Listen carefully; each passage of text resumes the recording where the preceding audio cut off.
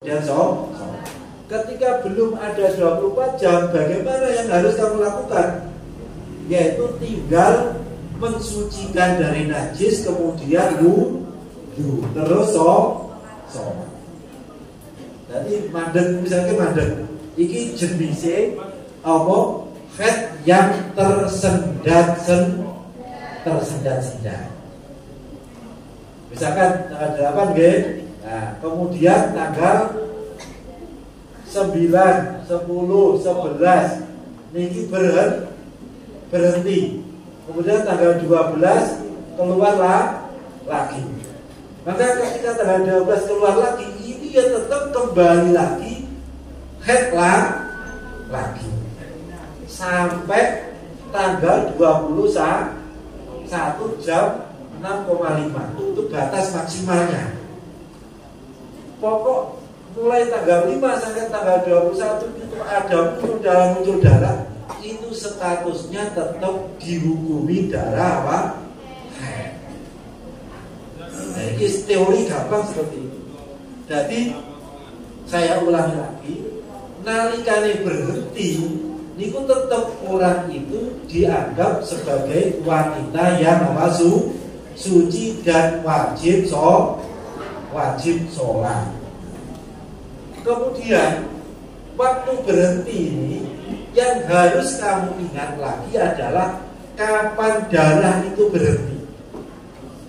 Ketika berhenti pada waktu yang wajib sholat. Misalkan berhenti pada waktu ada dua sahabat, ini sahabat karib saya, sorry. Ini saya teruskan, ya. Eling-eling nalikane mandek. Ini nanti teman lihat, mandeknya itu pas waktu wajib sholat atau tidak. Nah, pas waktu wajib sholat, misalkan waktu asar mandek jam 5. Waktu asar mandek jam 5 berhenti. Jam 5 itu kewajiban sholat apa? Asar ya? Ini nanti kamu lihat habisnya waktu asar itu jam berapa? Jadi mandek pas waktu yang wajib sholat, berarti dilihat habisnya waktu. Habisnya waktu itu kalau masih tersisa waktu yang cukup untuk digunakan membaca takbiratul ihram. Takbiratul ihram itu apa? Allahu Akbar. Itu berapa detik? Sama Allahu Akbar. Berapa detik? 4. Biasanya itu kan sampai nak takbir biasanya semua macam umumnya gitu. Allahu Akbar. Wes 3 detik lagi. 3 detik. Ketika waktu sholat itu masih ada 3 detik minimal, cukup untuk takbiratul ihram. Maka sholat itu nanti harus dikerjakan pada waktunya jika sisanya masih ada, dan wajib dikerjakan secara qadha kalau memang waktunya sudah habis. Misalkan tinggal 3 menit, ini kan gak cukup biadus atau tinggal 2 menit biadus sholat kan gak cukup nih. Berarti tetap wajib nomor sholat asar.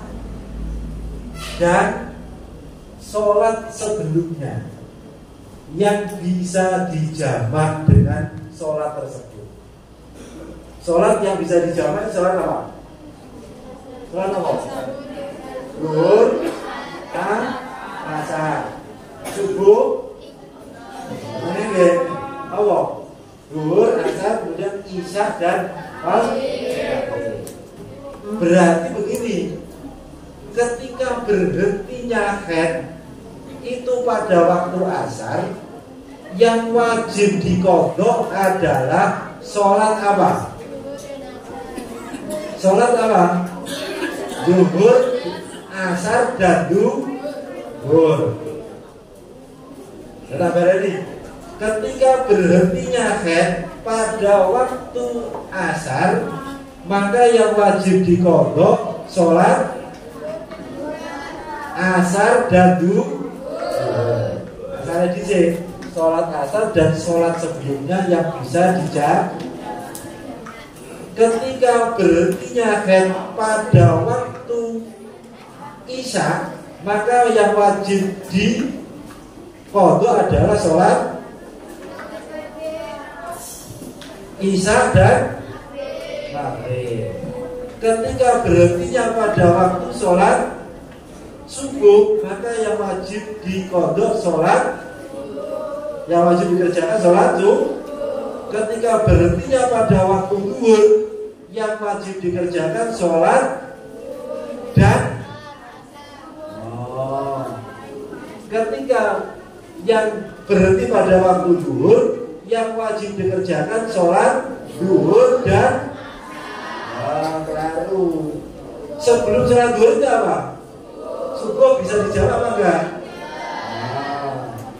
Tak balik kenapa? Jadi ketika berhenti pada waktu sholat apa?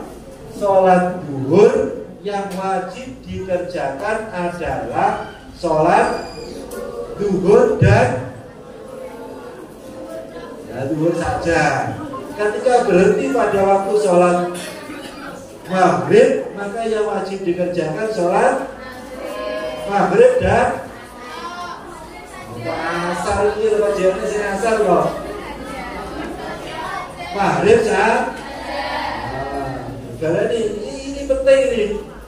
Nanti nalikane berhenti pada waktu sholat asar, yang wajib dikerjakan adalah sholat asar dan zuhur.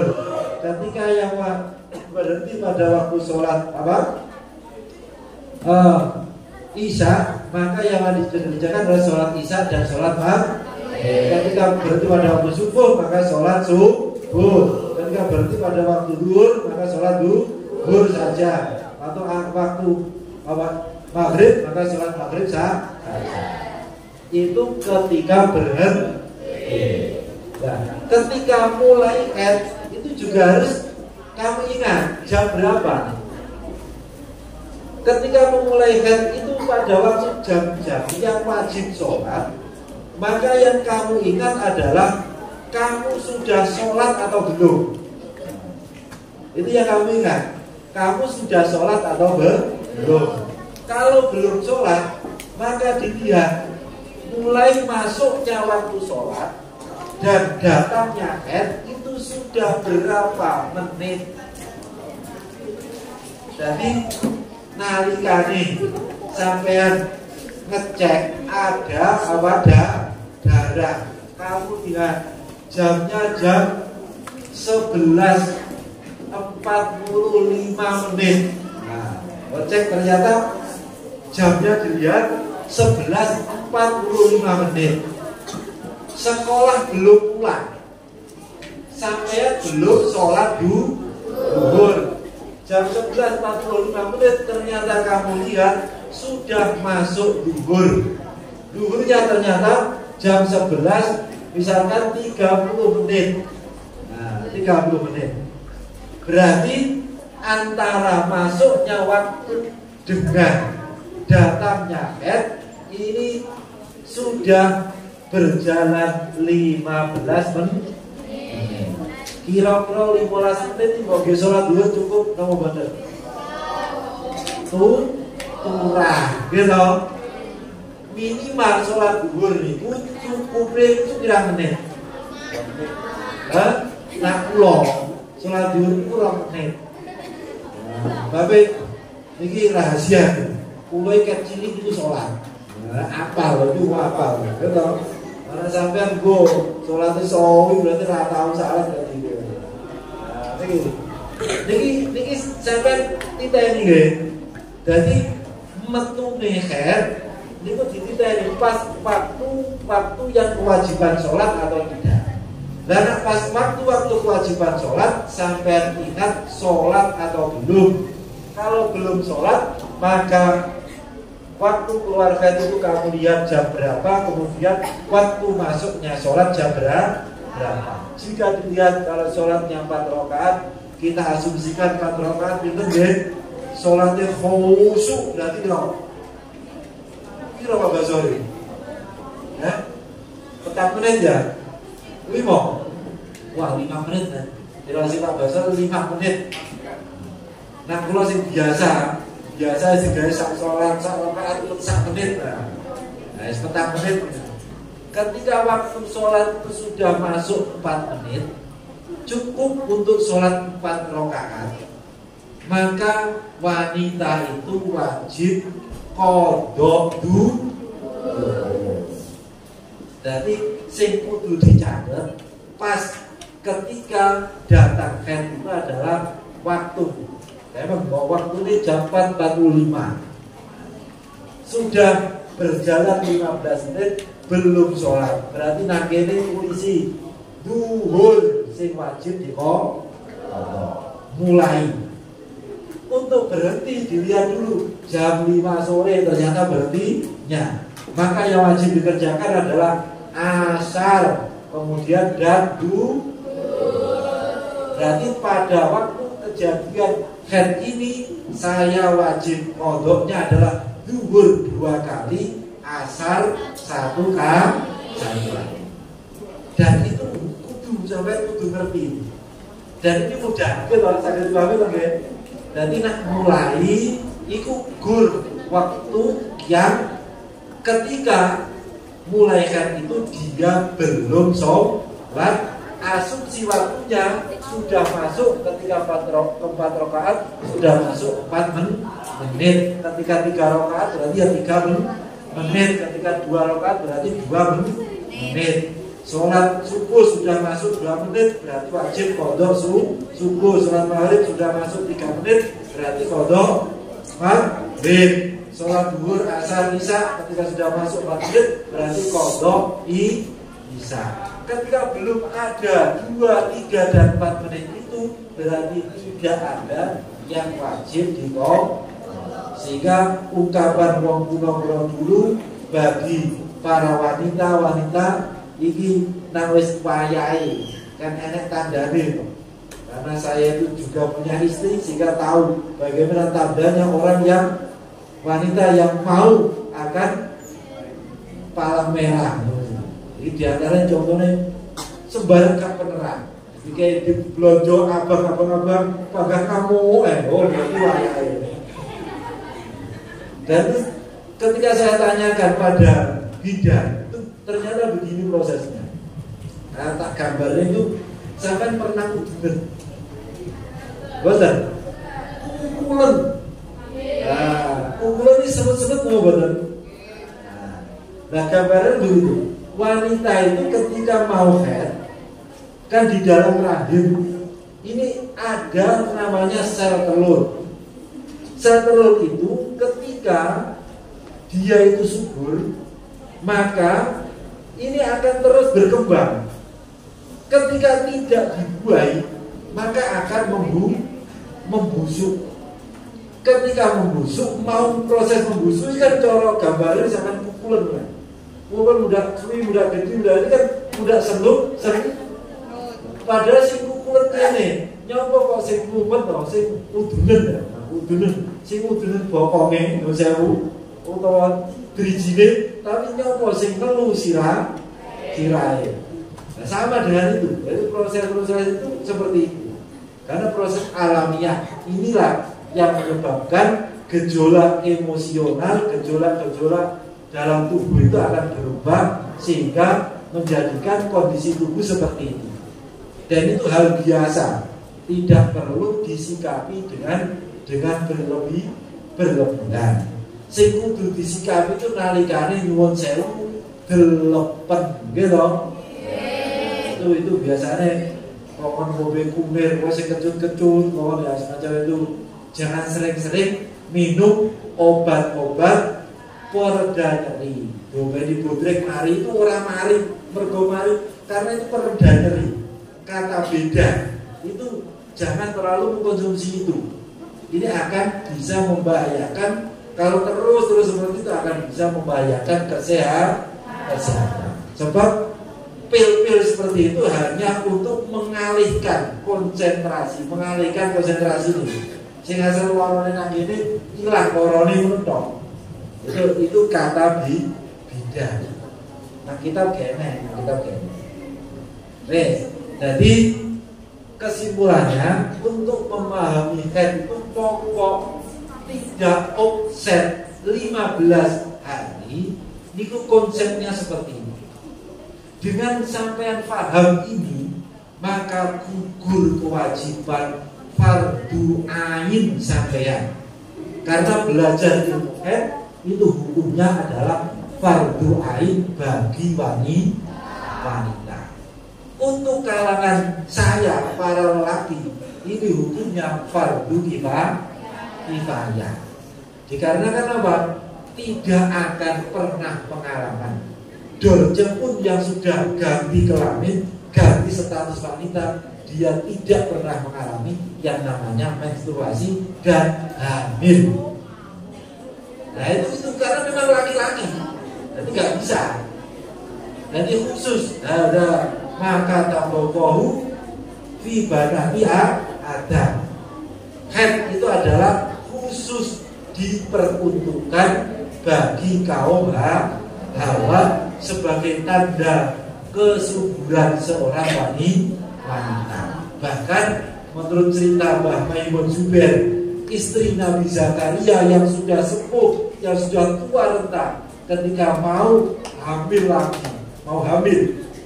sebelumnya kan sampai sepuh gak punya putra, dan dia berdoa sama Allah, akhirnya hamil. Sebelum hamil itu juga mengalami menstruasi, sehingga maksimal umur haid itu tidak ada batasnya. Maksimal umur haid itu minimalnya 9 tahun, maksimalnya tidak ada batas. Kapanpun wanita berumur, berapapun wanita, ada darah yang indikasinya, ciri-cirinya sesuai dengan haid, yaitu keluar di waktu-waktu yang memungkinkan haid, artinya keluar setelah suci 15 hari. Kalau sudah terbiasa haid, keluarnya juga tidak kurang dari 24 jam dan juga tidak lebih dari 15 hari. Itu semuanya dihubungi dengan apa? Dengan haid. Nah, setelah ini kamu pahami, baru pada tanggal 21 atau sebelum 21 kok darah itu sudah tuntas, berarti sampean selamat, artinya punya kebiasaan haid yang aman, tidak mengalami offset atau tidak mengalami istihad. Akan tetapi kalau sampai pada tanggal 21 ketika keluarnya tanggal 5 ini keluar darah terus, jadi tanggal 21 ini ternyata masih ada darah. Nanti tadi saya asumsikan keluarnya jam 6 sampai ujung 5 menit, kamu cek lagi, itu ternyata masih ada bercak darah. Wah, ini gawat nih, berarti mengalami istihad. Kalau sudah demikian, yang harus kamu lakukan adalah pada jam 6,5, berarti ini nanti ditandai berarti terjadi istihadah. Kalau terjadi istihadah, ini nanti kan ini gak kewajiban, jam kan gak ada kewajiban sholat. Oh, nak arpe sholat duhur, berarti kan kudu adus. Walaupun kondisi darah tidak berhenti. Jadi pada hari ke-15, ketika darah tidak kunjung berhenti, itu namanya istihad. Wanita itu sudah dianggap sebagai wanita suci yang wajib menjalankan sholat jika sudah masuk waktunya sholat.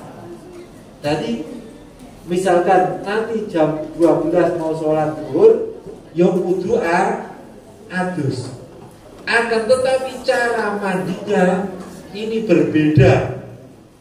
Urusan niat saja. Cara wudunya juga berbeda. Urusan niat dan pelaksanaannya. Jadi nawis offset 15 iki kudu adus. Niate nawaitul husla bukan lirokil hadasil akbar, tapi listibahati sholat. Nah, hari mau Quran yo listibahati qiraatil Quran. Oh ya benar, atau listibahati sholat itu juga bisa. Jadi sebenarnya orang niat lirokil hadasil akbari. Karena apa? Karena darah itu tidak berhenti. Nah, yang jadi masalah lagi ketika istihadah itu sampai yang niku nanti setelah mandi kemudian wudu, ketika wudu pun niatnya nawaitul wudu'a listibahati sholat. Setelah wudu, setelah mensucikan, ini yang perlu dilakukan, mensucikan dari najis. Kemudian apa yang harus dilakukan ketika istihadah, yaitu nyuwun sewu, memakai pembalut yang baik. Nah, ini harus hasbu, jadi disumpeli baru pakai pembalut. Itu kalau istihadah. Atau menurut sebagian pendapat pakai pembalut saja itu sudah cukup. Jadi sadurunge wudu itu pembalut dipakai. Jadi nalikane sampean ketika istihadah ini offset 15 ini loh. Jadi sampean kejedeng yang harus dibawa itu jangan cuma anduk saja. Itu harus bawa pembalut. Ini sing lanang kupingin disupeti. Oh, sampai bingung ya toh. Nah, kemudian setelah itu baru wudu. Lah wudune nawa itu listibahati satu wudu hanya untuk satu sholat fardu. Jadi manjing dhuwur, wudu, pakai pembalut wudu, kemudian membersihkan najis dulu terus pakai pembalut wudu, wudunya terus mualah. Mualah artinya tidak boleh anggota itu kering lebih dulu baru membasuh yang lain. Nanti kayak wudhunya sampai biasa loh, para wajah langsung tangan, langsung mengusap kepala, kemudian telinga kan sunnah, telinga kemudian kaki. Tidak boleh menunggu kering. Setelah wudhu kemudian langsung bergegas gawe ruko, persiapan untuk sholat. Boleh untuk sholat qobliyah, boleh menunggu jamaah.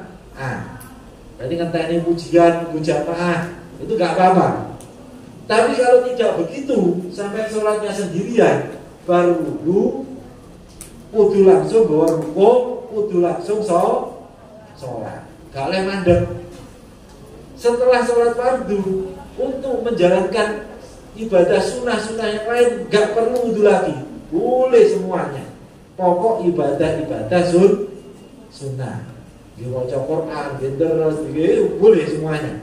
Itu ketika setelah hari ke-15, prosesinya seperti itu. Karena nalikane ini terus keluar, namanya istihadah. Nah kapan sampai kapan? Dan itu namanya sampai berhenti total.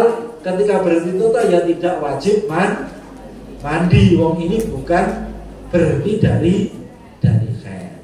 Itu kaitannya tata caranya seperti itu. Nah, nanti ketika masuk dua misalnya dulu asarnya apakah wajib ganti pembalut?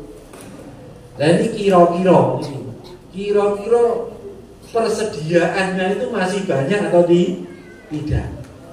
Ternyata ulama itu sangat toleran. Artinya ada perbedaan ulama. Sehingga kalau saya terangkan niki mungkin persediaannya dalam arti sampai punya uang untuk membeli pembalut atau tidak, atau persediaan masih banyak atau tidak. Kalau persediaan itu masih ada, maka yang baik itu sampai setiap mau sholat itu harus ganti pembalut. Ketika istihadah berarti ganti pembalutnya 1 hari 5 kali. Ini menurut pendapat yang paling jos, paling kuat. Kalau bahasa kitabnya adalah alal asoh, pendapat yang jos, kuat. Karena kira-kira persediaannya itu tidak punya, maka dilihat dulu apakah pembalut itu sudah tembus atau belum. Ketika belum tembus, maka boleh langsung wudhu lagi. Jadi wudhunya memang tata caranya tahu. Wudhu tidak perlu apa?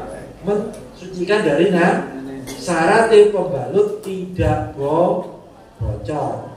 Kalau sampai bocor maka wajib kan ganti. Atau mengkhawatirkan nanti di tengah-tengah sholat bocor, ya harus kan ganti. Nah, itu caranya begitu. Ini bagi yang memang persediaan atau memang delalah gak duit gitu ku pembalut. Jadi enek kok idai pengiritan. Ini melok muqabilul asoh dan ikut muqabilul apa? Muktamad yang mengatakan hanya pakai pembalut wanita mustahadoh cukup dalam apa? Memperingan najis. Kemudian itu tata cara sholatnya. Kemudian caranya setelah 15 hari ternyata tidak kunjung berhenti, berarti darah yang keluar 15 hari itu tidak semuanya dihukumi haid. Jadi darah yang kamu alami 15 hari itu tidak semuanya dihukumi haid. Nah, yang dihukumi haid itu berapa? Tinggal kamu copy paste kebiasaan yang terjadi sebelum apa? Kasus ini.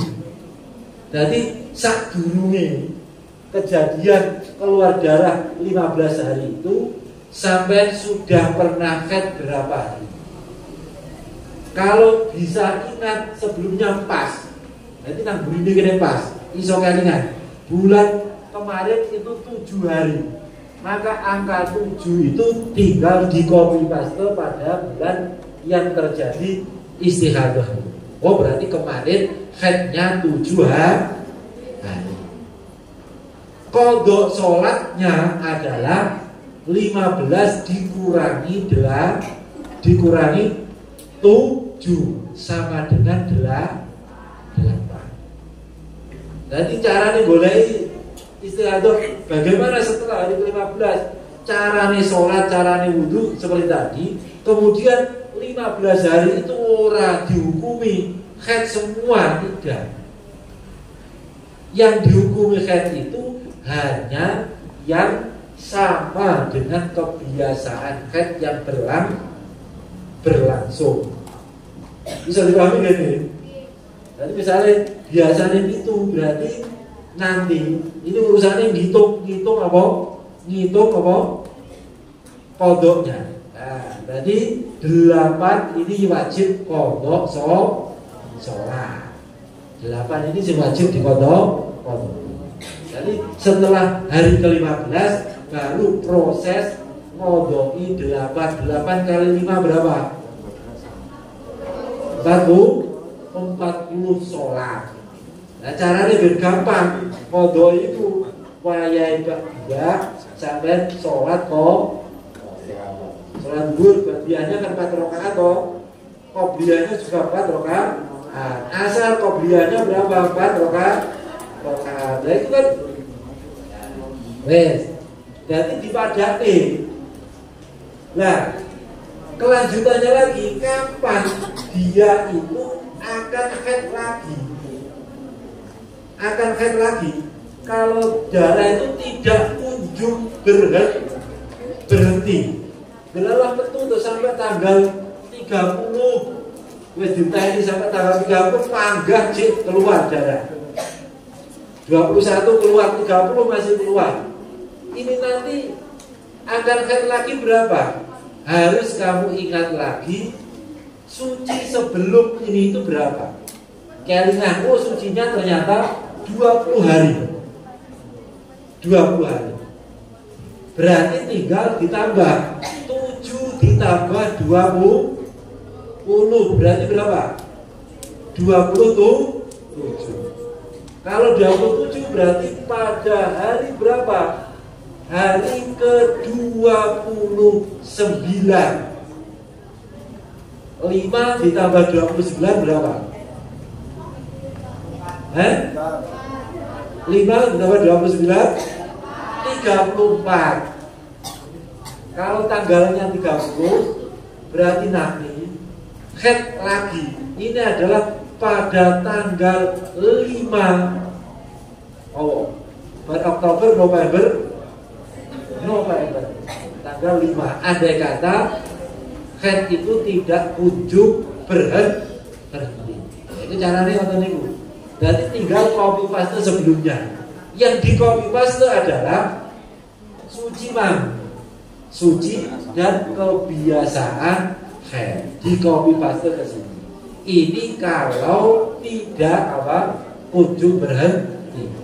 Sehingga teori untuk istihadah itu yang harus dipahami itu hanya ini.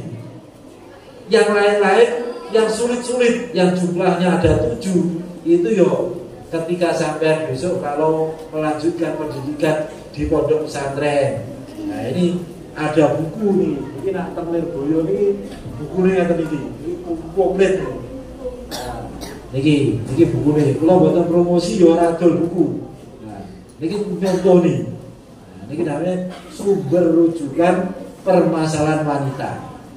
Nah niki nak kepengen paham tenan berarti paham ini insya Allah semua permasalahan haid akan bisa terjawab. Nah untuk menggugurkan fardu ain bagi wanita itu hanya ini.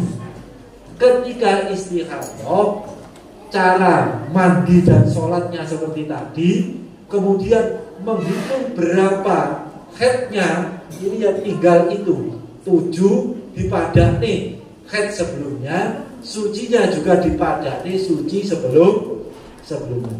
Dengan itu maka wanita itu sudah dianggap mengerti ilmu haid sehingga sudah gugur kewajiban fardu ain dan dipastikan sholat yang akan dijalani itu tidak ada yang kekurangan syarat yaitu keabsahan sholat. Ini yang keterangan tentang ilmu haid secara sederhana dan secara singkat. Mudah-mudahan bisa sampean pahami semuanya dan